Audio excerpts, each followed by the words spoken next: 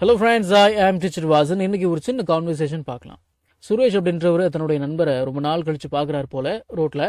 Hi Ravi, long time no see, பார்த்தே ரொம்ப நாள் ஆச்சு. How you how are you அப்படின்னா நமக்கு தெரியும் எப்படி இருக்கிறீங்க அப்படின்னு. லாங் டைம் நோ சி அப்படின்னா பார்த்தே ரொம்ப நாள் ஆச்சு அப்படின்னு அர்த்தம். ஹாய் ரவி அப்படின்னா ஹாய் ரவி தான். சரி, அதுக்கு ரவி என்ன சொல்றாரு?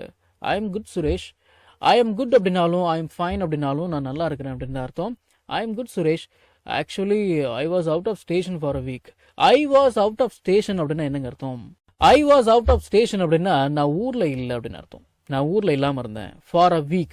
இந்த for அப்படின்னு சேர்த்து வச்சுருங்க. For a week அப்படின்னா ஒரு வாரமாக. I am good Suresh. Actually, I was out of station for a week.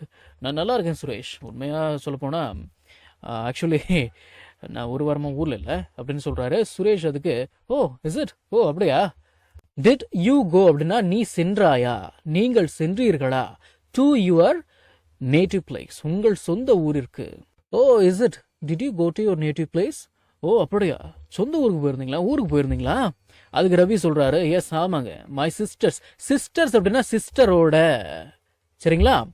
அந்த அஃபாஸ்ட்ரஃபி சிஸ்டருக்கு பக்கத்தில் அஃபாஸ்ட்ரஃபி எஸ் வந்திருக்கு பாருங்க, அது என்ன அர்த்தம்? உடைய அப்படின்னு அர்த்தம். சிஸ்டர்ஸ் அப்படின்னா சிஸ்டரோட. My sisters marriage was fixed. அவங்க தங்கச்சிக்கு சிஸ்டரோட மேரேஜ் ஃபிக்ஸ் ஆகிடுச்சு, நிச்சயம் ஆகிடுச்சு. So lots of work. So அதான் நிறைய வேலை. லாட்ஸ் ஆஃப் ஒர்க் அப்படின்னா நிறைய வேலைகள். நம்ம தமிழில் நிறைய வேலைகள் அப்படின்னு பேச மாட்டோம், நிறைய வேலை அப்படின்னு பேசுவோம் இல்லையா? சரி, சுரேஷ் அதுக்கு சொல்கிறாரு, தட் இஸ் கிரேட் நியூஸ். ரொம்ப நல்ல விஷயமாச்சே, ரொம்ப நல்ல செய்தியாச்சே. When is the wedding? கல்யாணம் எப்போ? வென் இஸ் த வெட்டிங் அப்படின்னா கல்யாணம் எப்பொழுது? அதுக்கு ரவி சொல்கிறாரு, இட் இஸ் நெக்ஸ்ட் மந்த்.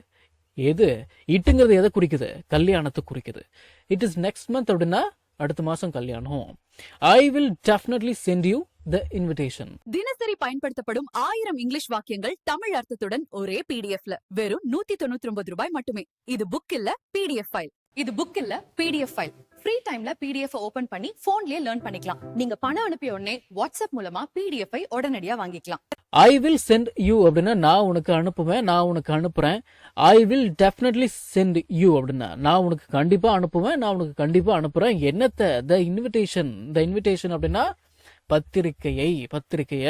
சரி, சுரேஷ் அதுக்கு சொல்றாரு, ஷோர், கண்டிப்பா. பை த வே இதை எதுக்கு யூஸ் பண்ணிக்கணும் அப்படின்னா ஒரு டாபிக்ல இருந்து இன்னொரு டாபிக் மாத்திக்கிறதுக்கு. அதாவது இது வரைக்கும் கல்யாணத்தை பத்தி பேசிட்டு இருந்தாங்க, நம்ம தமிழ்ல பேசுவோம். ஓகே சரி அப்படின்னு நம்ம எழுப்பம் பாருங்க. எதுக்கு? அடுத்த டாபிக்கை பத்தி பேசுறதுக்கு இல்லையா? அதுதான் by the way how is your office work going அப்படின்னா அப்புறம் பை த வே அப்புறம் உன்னுடைய ஆஃபீஸ் ஒர்க்ல எப்படி போயிட்டு இருக்கு? சுரேஷ் இப்படி கேட்ட உடனே ரவி சொல்றாரு, கோயிங் வெல் அப்படின்னா இட் இஸ் கோயிங் வெல் அப்படின்னு பேசிக்கலாம். இல்லை வெறுமனே ஷார்ட்டா கோயிங் வெல் அப்படின்னா நல்லா போயிட்டு இருக்குங்க. But traffic is too much these days. ஆனால் இப்போல்லாம் டிராஃபிக் ரொம்ப அதிகமாக இருக்குல்ல? அந்த மாதிரி அப்படியே ஏதோ ஒன்று சும்மா அப்படியே ஏதோ பேசுகிறாரு. ஆனால் இப்போல்லாம் டிராஃபிக் தான் ரொம்ப அதிகமாக இருக்குது. But traffic is too much these days.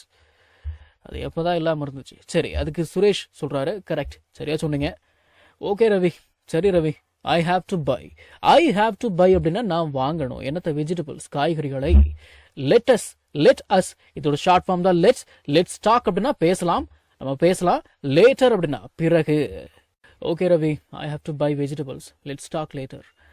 சரி ரவி, நான் காய்கறிகள்லாம் வாங்கணும், அப்புறமா பேசலாம் அப்படின்னு சொன்ன உடனே ரவி என்ன சொல்றாரு? Okay Suresh, call me when you are free அப்படின்னா ஃப்ரீயா இருக்கும்போது எனக்கு கால் பண்ணுங்க அப்படின்னு அர்த்தம். பாய்.